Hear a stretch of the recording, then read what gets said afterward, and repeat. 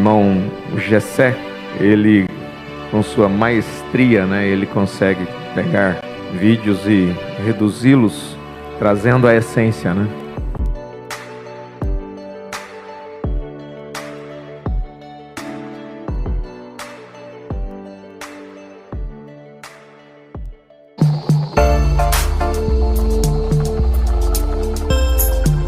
A revelação de Jesus Cristo que Deus lhe deu para mostrar aos seus servos as coisas que em breve devem acontecer.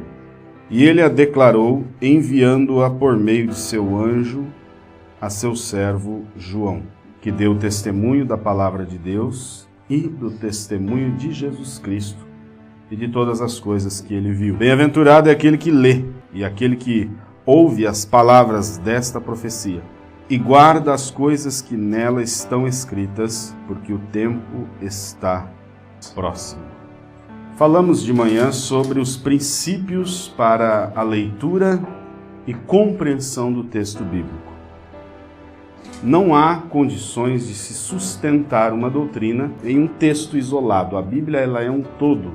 Para fundamentar uma doutrina, nós precisamos ter pelo menos 2 ou 3 textos bíblicos que concordem e que, ao mesmo tempo, não destoem do restante da Bíblia. O livro de Apocalipse ele é um livro profético que trata de muitos eventos que viriam a acontecer no futuro.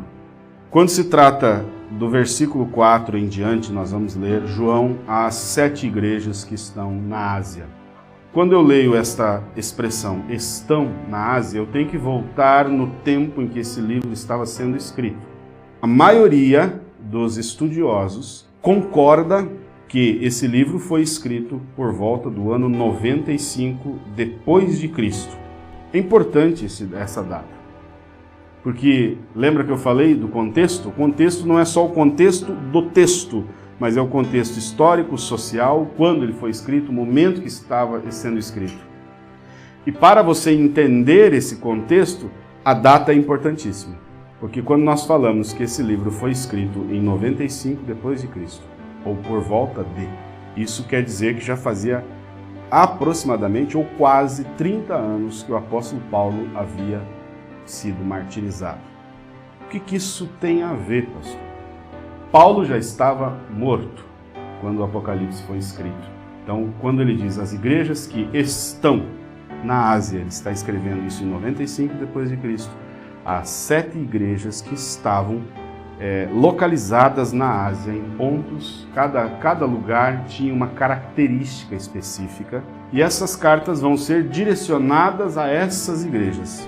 As 7 igrejas que estão na Ásia, é Apocalipse 1, João, as 7 igrejas que estão na Ásia, graça e paz esteja convosco, e a paz da parte daquele que é, que era e que há de vir, e dos 7 espíritos que estão diante de seu trono, e de Jesus Cristo, que é a fiel testemunha, o primogênito dos mortos e o príncipe dos reis da terra. A ele que nos amou e nos lavou de nossos pecados em seu próprio sangue, e nos fez reis e sacerdotes para Deus, seu Pai. A ele seja a glória e o domínio para sempre e sempre. Amém. E a mensagem começa dizendo, eis que ele vem com as nuvens. A segunda vinda será como, pastor Adriano? Nas nuvens. E todo olho verá. Visível. Não existe vinda secreta. Isso corrobora com a mensagem de Jesus em Mateus 24, que ele diz, assim como o relâmpago sai do Oriente e é visto até o Ocidente, assim será a vinda do Filho do Homem. A visibilidade da vinda será para toda a terra. Ele vem com poder e grande glória, e nesse momento da vinda, lá em Mateus 24, ele envia os seus anjos aos 4 cantos da terra a juntar os seus eleitos. Esse é o momento do arrebatamento.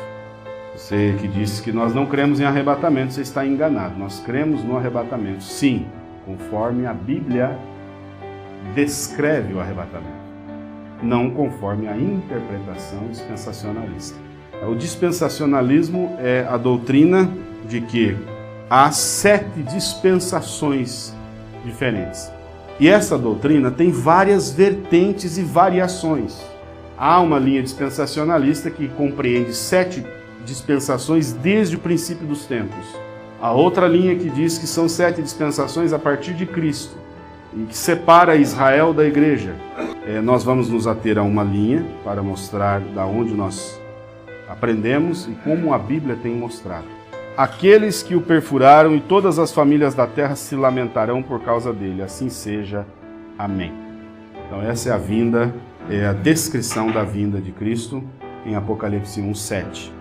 No versículo 8 ele diz: Eu sou o Alfa e o Ômega, o princípio e o fim, diz o Senhor, que é, que era e que há de vir, o Todo-Poderoso. Eu, João, que também sou vosso irmão e companheiro na tribulação e no reino e na paciência de Jesus Cristo, estava na ilha que é chamada de Patmos, por causa da palavra de Deus e do testemunho de Jesus Cristo.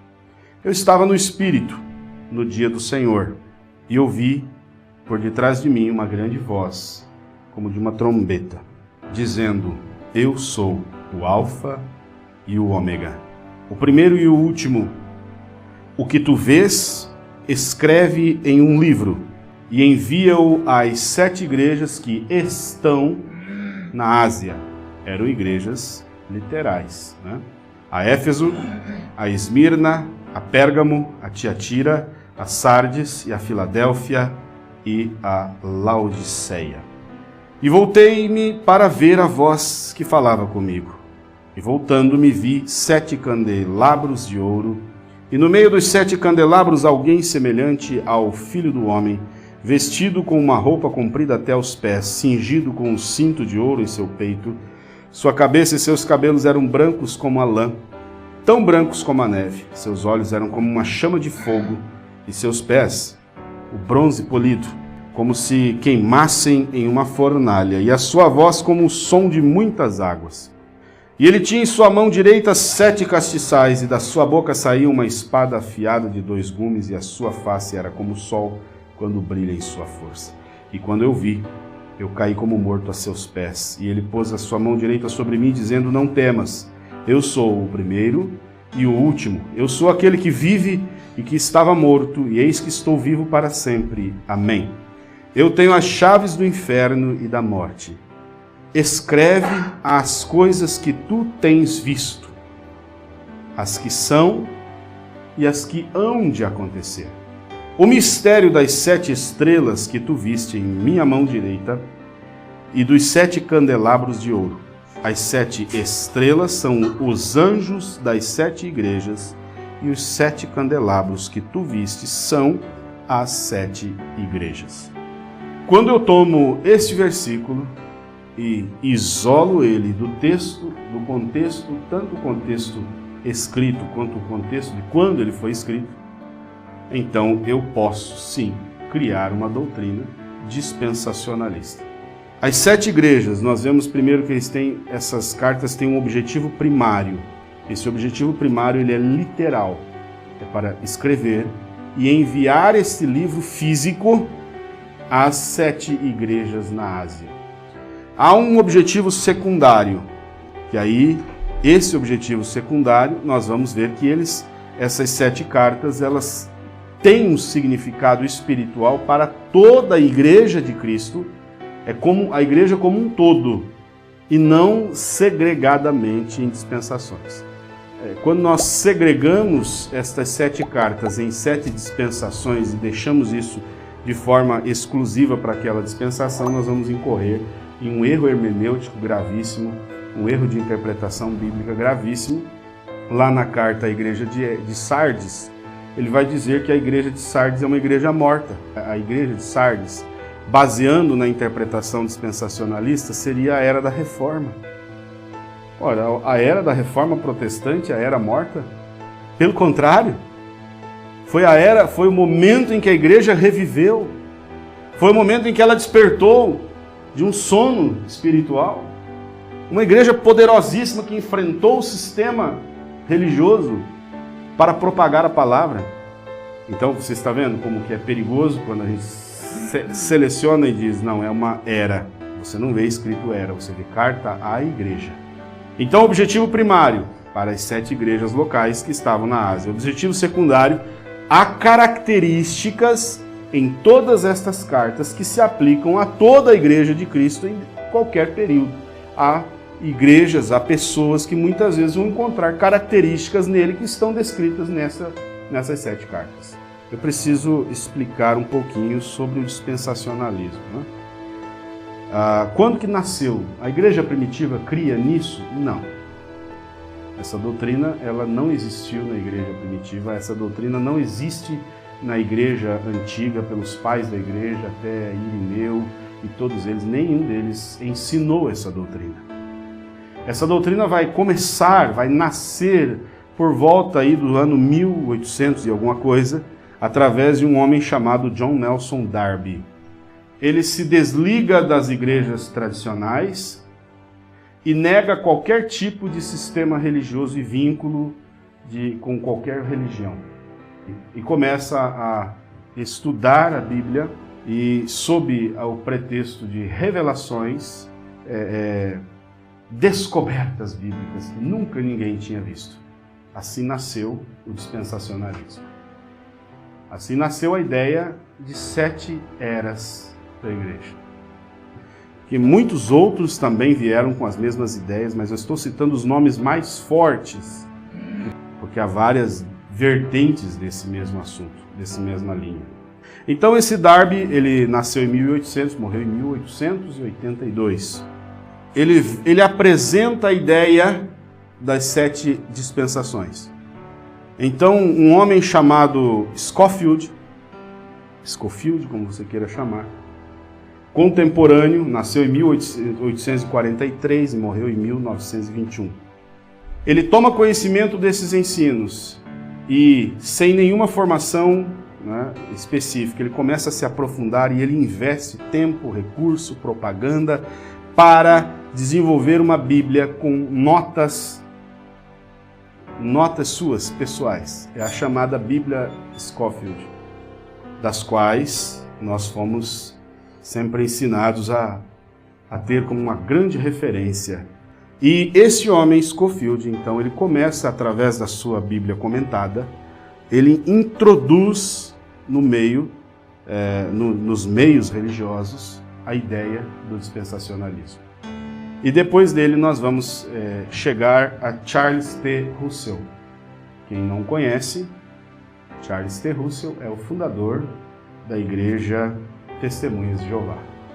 Charles Russell pregou e ensinou as 7 eras da igreja. 7 períodos de tempo, com 7 mensageiros, e dos quais ele era o 7º mensageiro. Depois de Charles Russell, aparece um homem chamado Clarence Larkin, e talvez aqui seja o nome de maior impacto a essa doutrina, porque esse homem gastou quase 30 anos preparando materiais teológicos, estudos e apresentando e argumentando, e todos esses, diga-se de passagem, tinham uma boa didática, sabiam escrever muito bem.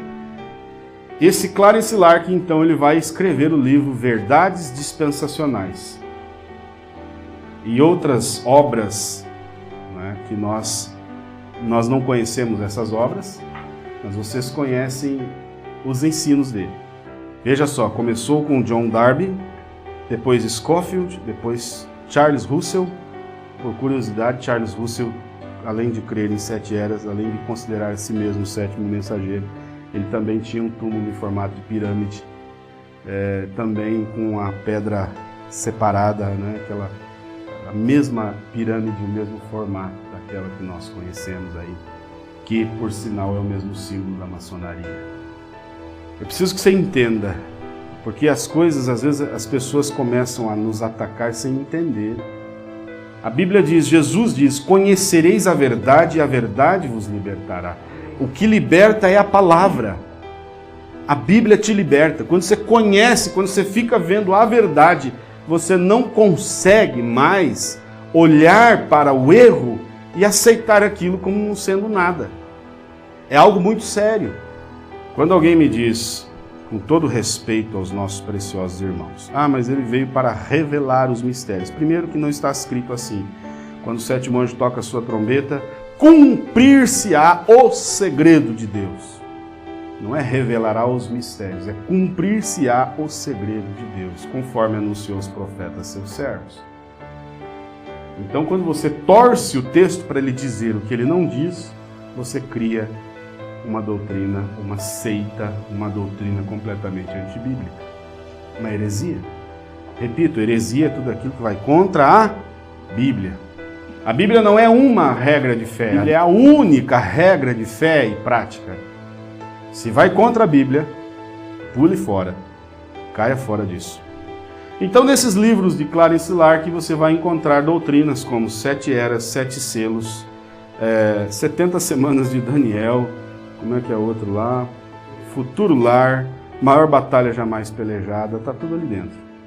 Então, quando alguém diz, ele veio revelar mistério, não, ele pegou e passou a maquiagenzinha e entregou para a igreja. As mesmas informações, pequenas diferenças apenas de conteúdo que já havia sido escrito por outros. É uma questão de copiar, eu não vejo nada de errado nisso. A questão é quando eu copio e digo, não, foi o anjo que disse. E o pior, quando eu digo que o anjo disse e vai contra a Bíblia. Vai se tornando cada vez mais agravante, né, essas situações.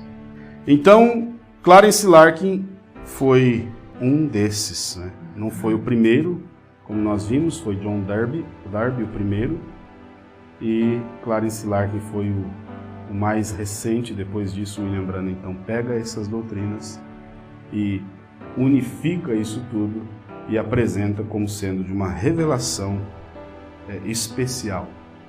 Os adventistas também são dispensacionalistas, né? A diferença é que quando William Branham pega a doutrina do Charles Russell, melhorada pelo Larkin, nenhum deles, Charles Russell colocou nome nos mensageiros, Larkin não. Então, se você que está nos assistindo pegar aí na sua mensagem das eras, tem aquele quadro, né, das eras, você vai encontrar um problema sério para se resolver. A era de Tiatira, eu estou falando era, considerando a doutrina do dispensacionalismo. Daqui a pouco a gente vai para a Bíblia e ver o que a Bíblia vai dizer. Então você pega a era de Tiatira de acordo com o dispensacionalismo de William Branham. Início da era, 606 depois de Cristo. Mensageiro da era, Columba. Faça uma pequena pesquisa no Google, digita lá São Columba e você vai ver quando foi que viveu Columba. Veja, o início da era, 606. Columba viveu quando? Morreu no ano 597. 9 anos antes da era começar. Ou seja, então aí nós temos um problema sério. A era anterior a Tiatira tem 2 mensageiros vivos e a era de Tiatira não teve mensageiro vivo. Se é a mensagem de um anjo, se é uma revelação vinda de Deus, não teria furo. Estou dando apenas alguns problemas que há na doutrina do dispensacionalismo. As demais nós vamos ler conforme nós vamos lendo o texto bíblico, você vai aprender.